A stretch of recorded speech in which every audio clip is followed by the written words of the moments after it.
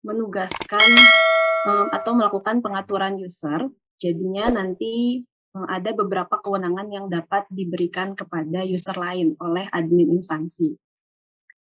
Untuk user sendiri nanti bisa dua jenis ya, ada yang ASN nanti dilakukan pencarian by NIP ataupun juga status user non ASN. Ini nanti perlu divalidasi berdasarkan NIP-nya. Kemudian kewenangan apa saja yang dapat ditambahkan oleh admin itu nanti ada banyak ya. Jadi kewenangan ini bisa ditambahkan oleh admin. Nah, kewenangan ini ada beberapa kewenangan. Yang pertama ada operator instansi. Operator instansi ini nanti tugasnya adalah untuk membantu admin dalam melakukan input data tenaga non-ASN. Jadi kalau admin nanti bisa mengimport, kalau operator instansi ini hanya bisa menginput dan hanya bisa melihat apa saja tenaga non-ASN yang sudah mereka inputkan. Jadi kalau misalnya diimport oleh admin, ini tidak akan bisa dibuka oleh operator instansi. Kemudian ada helpdesk instansi, ini nanti kewenangan untuk membantu di sisi helpdesk ya. Jadi nanti akan ada helpdesk sendiri. Jadi yang menjawabnya dari instansi akan masuk dan yang bisa menjawab adalah yang diberikan kewenangan helpdesk instansi.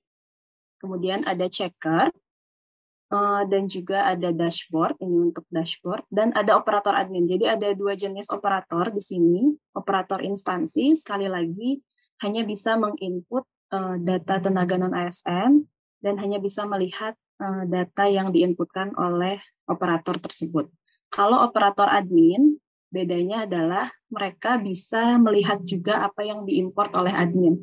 Jadi ini lebih luas ya. Jadi nanti kalau misalnya Bapak Ibu di instansi melakukan mekanisme import di sistem, kemudian dibantu untuk melakukan upload ijazah, upload bukti pembayaran, dan upload SK, nanti bisa dibantu oleh operator admin. Kemudian untuk admin instansi, jika ingin melakukan mekanisme import data, nanti di sini ada menu import data. Namun sebelumnya juga Bapak Ibu bisa melakukan mapping ya terhadap Excel yang telah kami sediakan. Mapping tersebut juga bisa dilakukan melalui referensi yang telah disediakan di sistem. Jadi kita ada download data referensi sebagai bahan untuk mapping di Excel import. Jadi nanti ada referensi tahap THK2, kemudian pendidikan, jabatan, unit kerja, dan seterusnya. Ini sebagai bahan untuk melakukan import data. Nah, untuk import data sendiri, nanti ini banyak sekali ya disclaimer-nya bisa dibaca oleh Bapak Ibu. Jadi template Excel-nya sudah kami sediakan, bisa diunduh, ini bisa diklik. Nanti akan terunduh format Excel yang telah kami sediakan. Untuk di notes, setiap satu kali import itu hanya dibatasi maksimal 200 baris. Jadi memang kami batasi karena di setiap import itu setiap baris kami melakukan pengecekan ke Dukcapil. Jadi tidak bisa langsung banyak. Kemudian format kolom pada Excel semua dijadikan format teks. Jadi kalaupun isinya tanggal, tetap nanti kolomnya teks. Itu sudah default kami berikan di format ini, jadi jangan diubah. Kemudian juga nanti template Excel yang diunduh tidak boleh dimodifikasi, ditambahkan header ataupun kolom, atau dibuat di sheet yang berbeda. Jadi harus di sheet yang pertama, itulah yang akan sistem baca. Nah, nanti di Excel-nya, ini tidak jauh ya dari Excel yang ada di format SE Menpan. Jadi ada beberapa penyesuaian, tapi nanti bisa dibaca untuk penjelasannya di sini. Nah, yang perlu diperhatikan adalah pegawai dengan syarat berikut ya, jadi masih bekerja sampai saat ini, masa pendataan non-ASN berlangsung, di instansi Bapak Ibu. Jadi karena saya login di instansi BKN, maka ini di instansi BKN harus masih aktif, kemudian pernah memiliki minimal 1 tahun masa kerja ya, akumulatif dikarenakan terputus ataupun yang tidak terputus, seperti tadi yang sudah dicontohkan oleh Pak Deputi. Kemudian mekanisme pembayarannya APBD atau APBN sebelum 31 Desember 2021. Lalu berusia minimal 20 tahun sampai 56 tahun pada 31 Desember 2021, kecuali untuk ex-THK 2.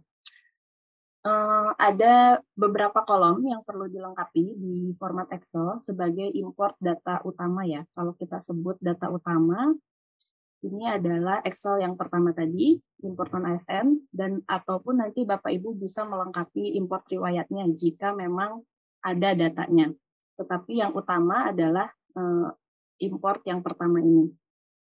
Jadi nanti di kolomnya ada kolom NIK, nomor KK tidak wajib, jadi bisa dikosongkan saja, tetapi kolomnya jangan dihapus. Kemudian nomor peserta K2, ini juga wajib jika status pegawai honorer THK 2. Jika bukan, maka bisa dikosongkan atau bisa diinputkan tanda strip. Kemudian nama. Nah, nama lengkap ini harus sesuai dengan KTP dan diisikan huruf kapital semua. Kemudian ada ID tempat lahir, ini bisa didapatkan dari referensi tadi, tanggal lahir, berformat DD, MM, YYY, menggunakan pemisah strip, dan seterusnya. Silakan dibaca. Tapi yang paling penting nanti di sini ada yang berbeda ya. Antara kode jabatan, ini adalah kode jabatan terakhir, 7 digit dari referensi. Kemudian ada juga nama jabatan. Mungkin ini nanti bisa dilihat bahwa nama jabatan ini bisa berbeda ya dari jabatan pada referensi. Jadi jabatan ini adalah jabatan yang sekarang sedang dimiliki oleh tenaga non-ASN sesuai SK-nya. Kemudian nomor SK berdasarkan syarat di atas, syarat yang di sini. Kemudian juga tanggal SK, tanggal awal kerja, dan tanggal akhir kerja. Jadi nanti kalau misalnya tadi ada contoh yang terputus-putus, itu bisa diisi tanggal SK yang awal. Jadi misal terputus di tahun 2019, nanti diinputkan SK-nya yang tahun awalnya ya, 2019-nya. Nanti mungkin bisa disimulasikan lagi di pertemuan nanti kita akan adakan BIMTEK juga.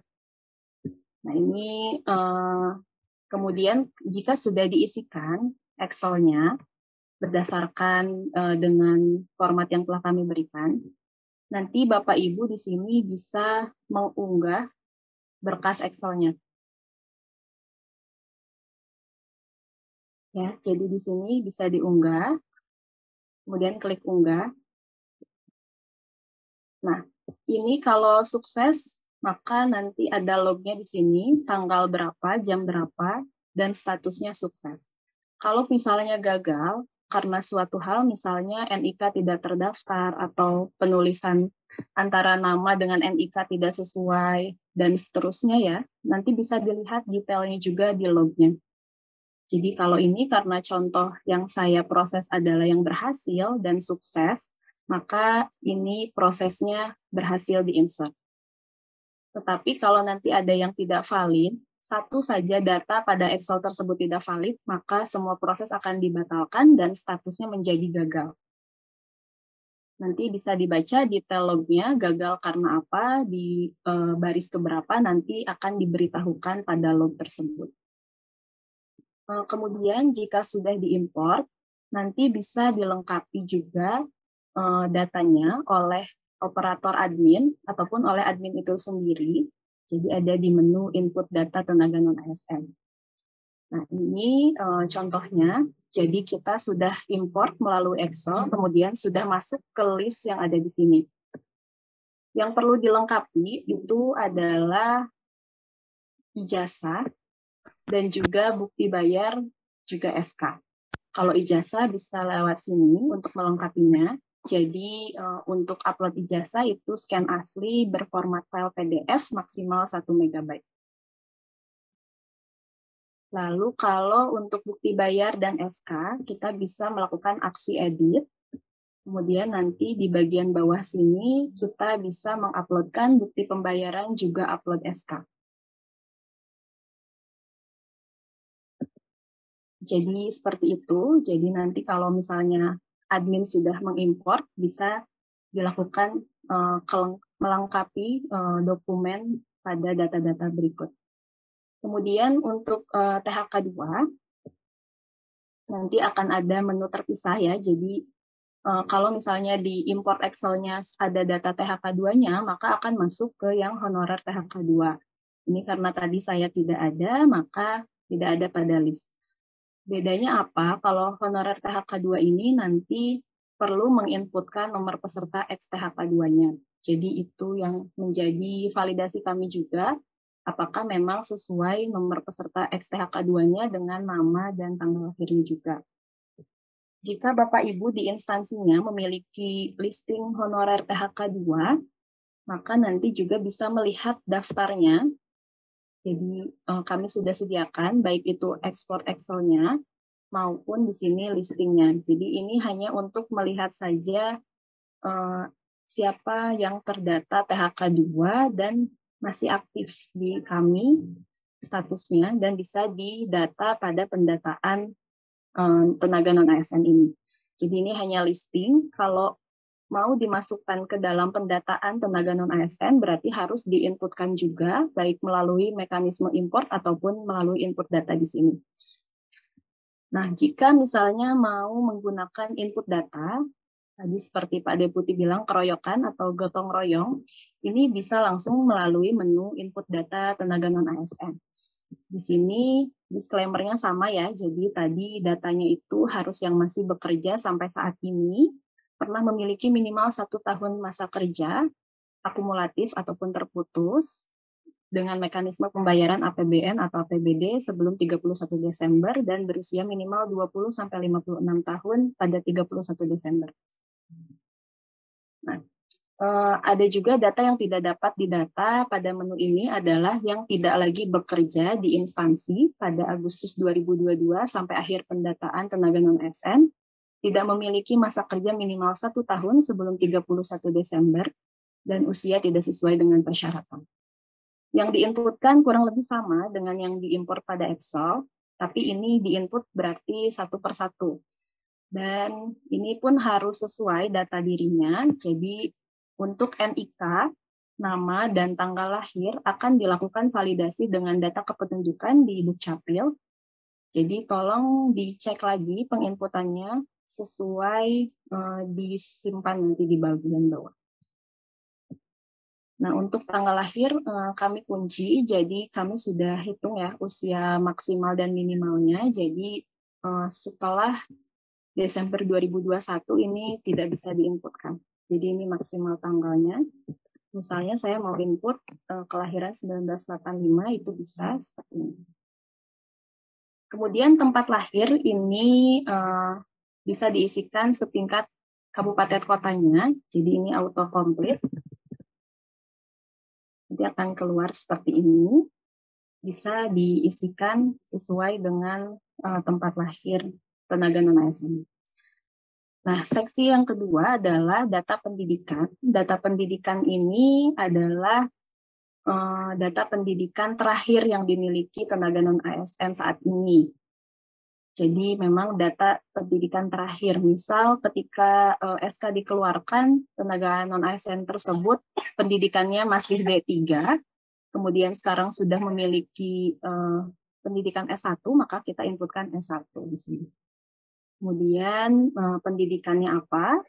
Kita inputkan misalnya S1 akuntansi misalnya, kemudian nomor ijazahnya diinputkan juga, universitasnya, dan tanggal lulusnya juga. Nah, untuk upload ijazah, ini kita tidak wajibkan di sisi admin, tapi nanti bisa dilengkapi oleh tenaga non-ASN-nya ketika mereka melakukan pengecekan ya. Jadi bisa diupload oleh mereka jika memang instansi tidak memiliki ijazah. Kemudian seksi berikutnya adalah pengisian data masa kerja APBN atau APBD. Jadi sesuai syarat yang tadi sudah disampaikan di bagian atas ini harus memenuhi syarat ini. Kemudian yang diinputkan adalah data masa kerja yang sesuai syarat tadi. Nomor SK-nya diinputkan, tanggal SK. Tanggal SK ini sesuai kesepakatan karena mungkin bisa saja tanggal 1 karena hari libur ya di Januari 2021. Jadi kita tambahkan sampai dengan 5 Januari. Jadi maksimal 5 Januari 2021 itu batas tanggal SK dan batas tanggal mulai kerja juga. Kalau lebih dari ini berarti belum dianggap 1 tahun masa kerja pada 31 Desember 2021. Nah, kemudian tingkat pendidikan berdasarkan SK, jadi ini berbeda dengan yang tadi tingkat pendidikan terakhir. Kalau ini adalah tingkat pendidikan ketika nomor SK yang ini dimasukkan gitu ya. Misal nomor SK ABC, tingkat pendidikannya masih D3, berarti ini diisikan tingkat pendidikan D3. Kemudian diinputkan juga nama pendidikannya D3 apa, akuntansi juga misalnya. Nah, ini ada jabatan berdasarkan SK. Jabatan berdasarkan SK biasanya beda dengan nomenklatur kami di ASN ya. Jadi bisa saja misalnya di sini jabatan SK-nya akuntan keuangan deputi 2 misalnya. Deputi 2 itu misalnya deputi Sinka gitu di BKN. Nah, itu yang tertuang di dalam SK jabatannya. Sedangkan jabatan tersebut tidak ada di nomenklatur jabatan ASN. Nah, kita bisa isikan di sini jabatan yang merupakan konversi dari jabatan yang tertera pada SK.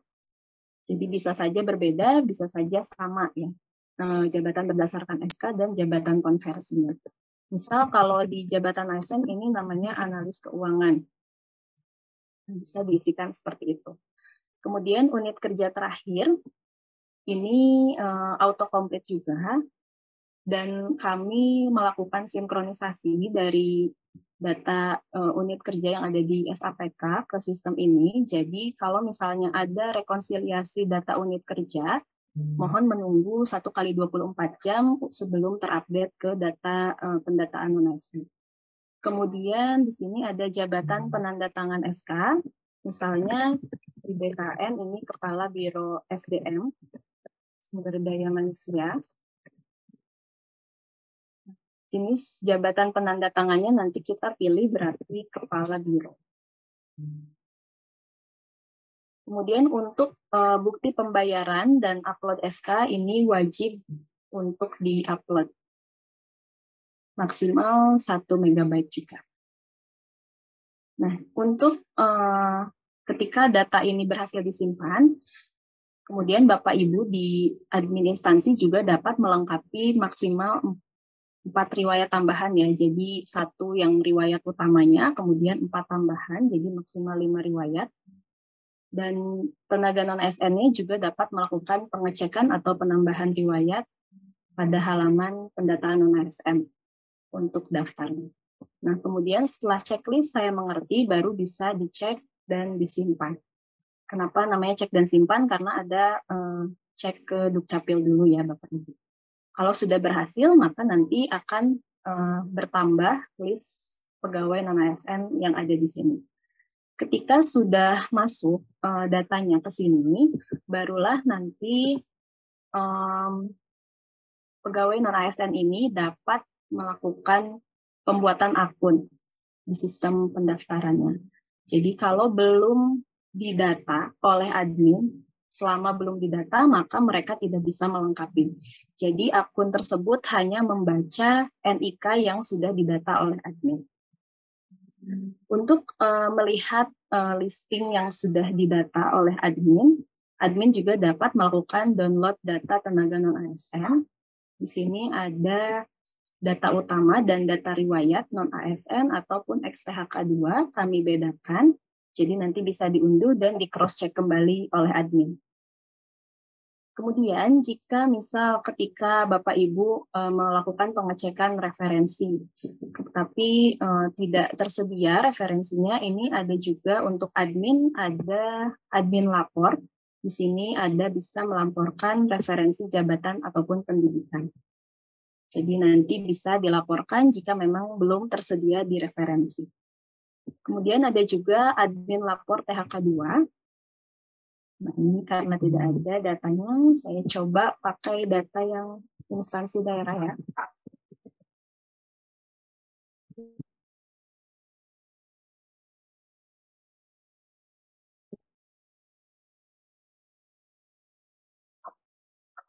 Nah, tadi sudah disampaikan oleh Pak Deputi bahwa kita bisa melakukan flagging, misalnya jika THK 2 tersebut sudah tidak aktif lagi statusnya. Ini bisa dilaporkan juga, jadi nanti bisa melakukan pilihan, misal sudah meninggal dunia atas nama ini, jadi kita laporkan meninggal dunia. Atau misalnya sudah tidak aktif dan tidak tahu ya statusnya di mana, itu juga bisa dilaporkan. Ataupun misalnya sudah pindah instansi, dulunya ini ada di Kota Serang misalnya, tapi sekarang sudah pindah ke Bantul misalnya, nanti juga ini bisa dilaporkan. Tetapi khusus yang pindah instansi ini nanti akan ada pengecekan dari kami gitu ya di BKN. Mungkin seperti itu Mas Audit. Nanti untuk finalisasi juga dilakukan oleh admin. Jadi tadi ada prafinalisasi dan ada finalisasi yang utamanya, baru nanti upload SPTJM ya.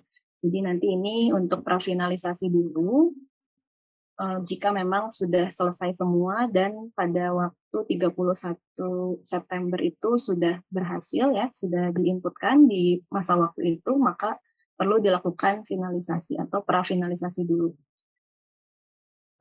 Ketika sudah dilakukan prafinalisasi ini, maka nanti sudah tidak diperkenankan lagi melakukan penginputan data ataupun melakukan import data tenaga non-ASN di sistem admin ini. Mungkin demikian yang bisa saya sampaikan. Mungkin bisa dilanjut oleh Mas Audit. Terima kasih atas perhatiannya.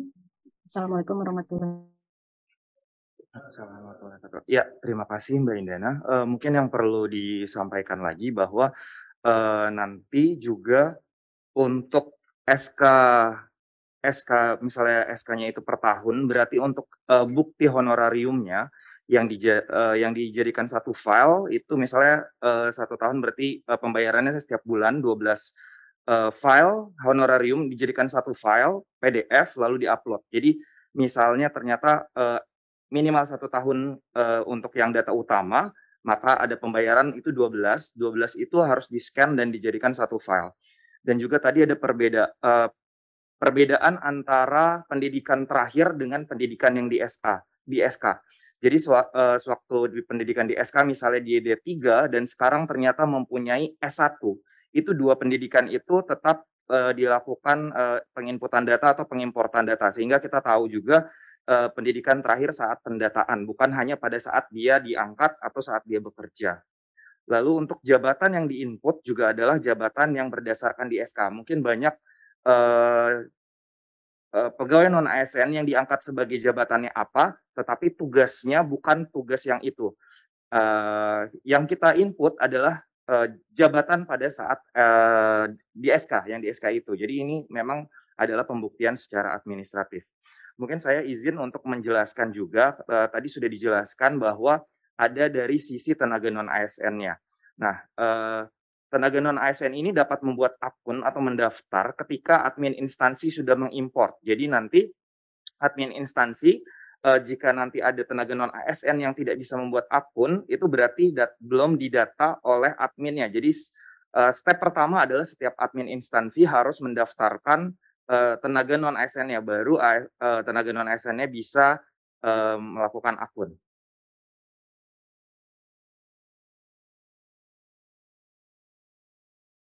Saya izin untuk share screen. Ya, untuk portal utama sudah ada.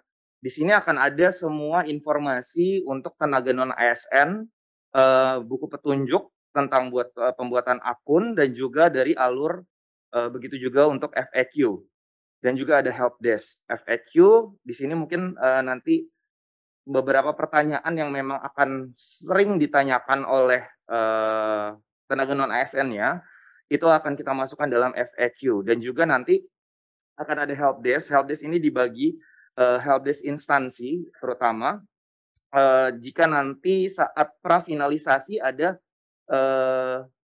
tenaga non ASN yang belum didaftarkan, seperti itu. Dan di helpdesk ini juga ada, helpdesk untuk perubahan nama dan tanggal lahir khusus untuk, data THK2. Di sini ada infonya. Lalu kita masuk kepada akun. Jadi, jika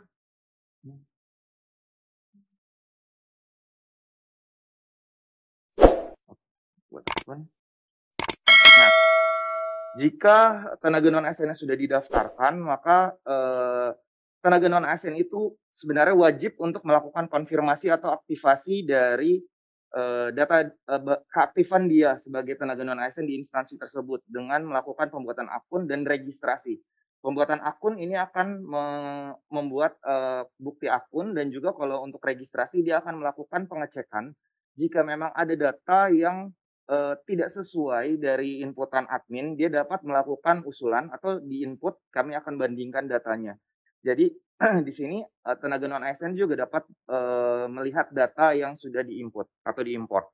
Kita akan coba ini sebagai contoh.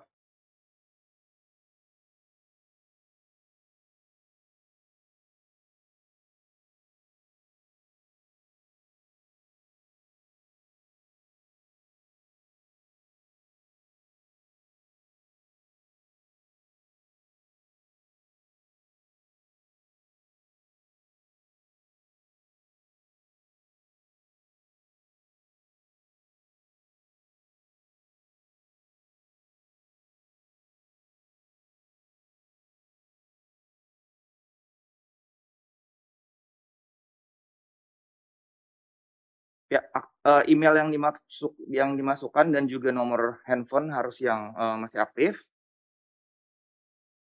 Nah, dia akan jika lolos, jika masuk, maka dia akan bisa meneruskan pembuatan biodata. Tetapi jika dari depan itu harus tenaga non ASN mengecek dulu apakah nanti NIK yang dimasukkan typo ataupun memang benar-benar belum didaftarkan oleh admin instansinya.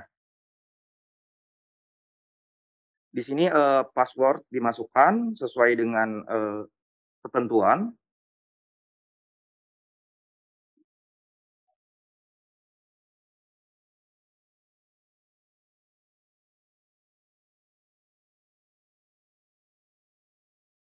Dan juga harus mengupload KTP dan juga pas foto terbaru yang nanti akan menjadi data pembanding dari data misalnya dilakukan lupa password ataupun lupa jawab pertanyaan pengaman.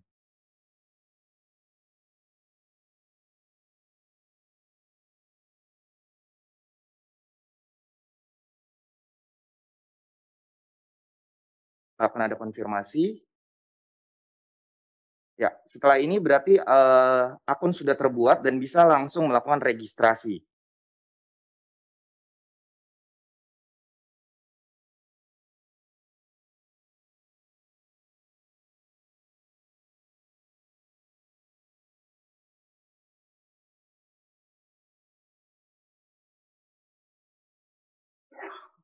Di sini setiap tenaga non ASN dapat juga mengunggah ijazahnya ataupun dapat melihat jika sudah diunggah oleh admin instansi karena ijazah merupakan data utama untuk administrasi atau untuk verifikasi nanti. Di sini akan ada kelengkapan seperti pelamar CASN sebenarnya isiannya data-data diri seperti kabupaten domisili, status perkawinan dan lain-lain.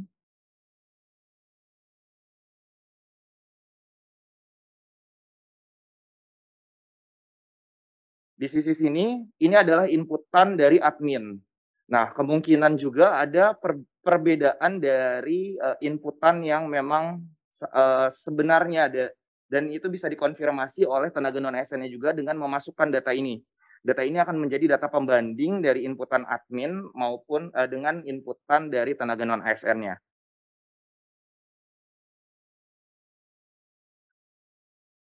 Ini adalah data yang sudah di-input oleh admin, maka dari ini tenaga non ASN-nya dapat melakukan kelengkapan seperti mengunggah SK atau bukti pembayarannya, dan juga bisa mengedit misalnya ternyata ada data-data yang tidak sesuai. Kita akan coba untuk satu data.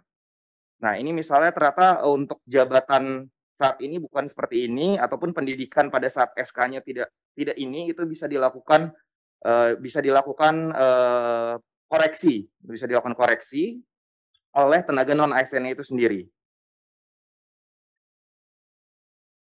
Untuk kelengkapannya, maka nanti setiap tenaga non ASN harus melakukan konfirmasi atas data yang di-input dengan melakukan centang atau checklist kepada semua data yang sudah di-input sebelumnya. Ini bentuk konfirmasi semua data, dan juga pengecekan apakah data yang di-input ini sudah sesuai atau belum.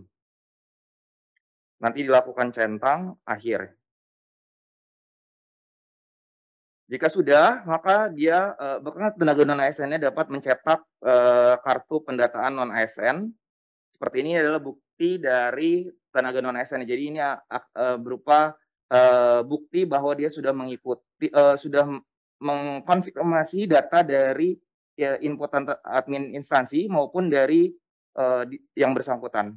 Dari sini tenaga non ASN-nya sudah selesai, maka akan masuk ke proses pemeriksaan dari sisi admin instansi sampai ke prafinalisasi dan pengunggahan SPTJM. Mungkin itu Mas Suryo. Baik, terima kasih Mas Audit. Bapak Ibu sekalian, sudah sampaikan demo mengenai aplikasi, bagaimana pengisiannya dan lain sebagainya. Terdapat beberapa catatan bahwa untuk melakukan penginputan atau pengisian, yang pertama data harus lengkap. Kemudian yang kedua, pembuatan akun juga tadi ada pedoman, sudah ada petunjuknya. Kemudian berikutnya ada FAQ. Jadi artinya Bapak Ibu baca dulu di situ, jangan tanya dulu. Jadi baca dulu di situ, baru kemudian tanya kalau yang enggak ada yang kira-kira belum jelas di situ.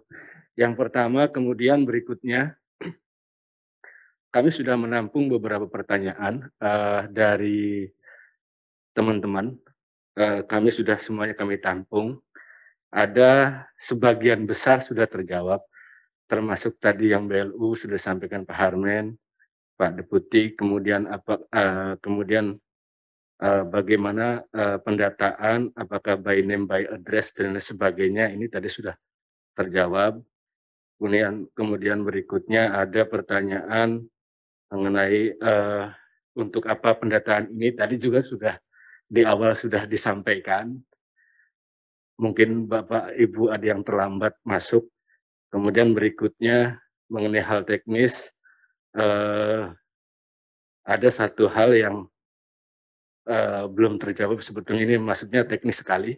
Apakah dana BOS masuk dalam pendataan? Ya, ini masuk pendataan. Kemudian beberapa, hampir semuanya tadi sudah terjawab. Apakah SK, kemudian apakah ijazah terakhir atau yang awal dan sebagainya. Pertanyaan-pertanyaan tadi sudah terjawab sebagian besar, Bapak Ibu sekalian. Mungkin demikian Pak Astip.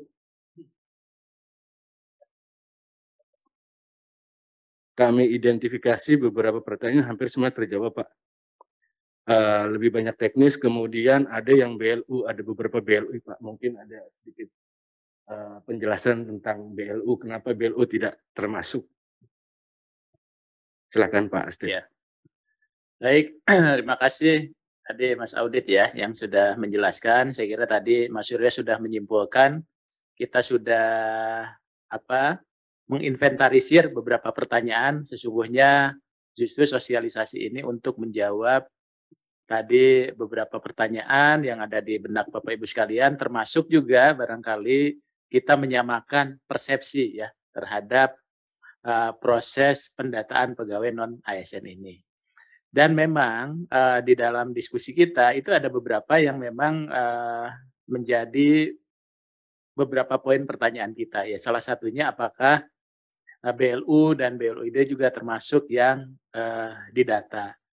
Ya di dalam PP 23 sesungguhnya di sana tenaga BLU itu ada 3 ya. Jadi satu adalah PNS, kemudian setelah adanya PP 49 ada P3K dan diusulkan untuk tenaga profesional. Nah, saat ini kebetulan sedang ada revisi PP 23 2005 ya tentang tata kelola keuangan BLU.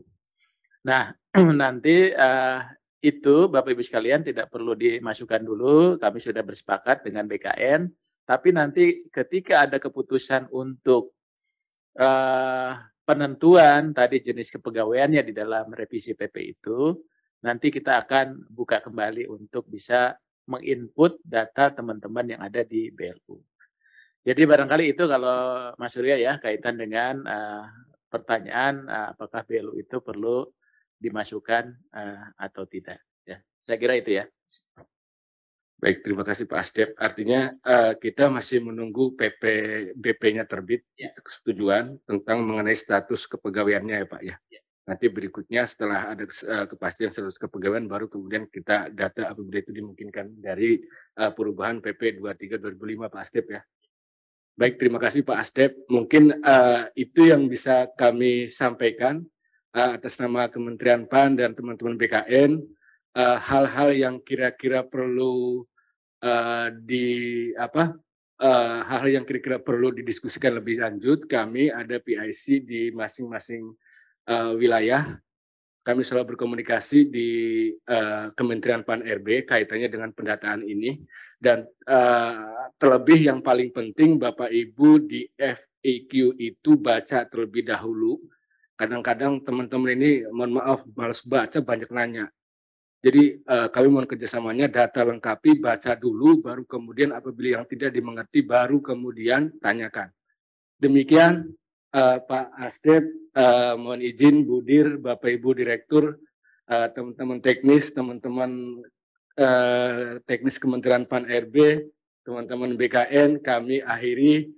Bapak Ibu sekalian, kurang lebihnya mohon maaf. Assalamualaikum warahmatullahi wabarakatuh.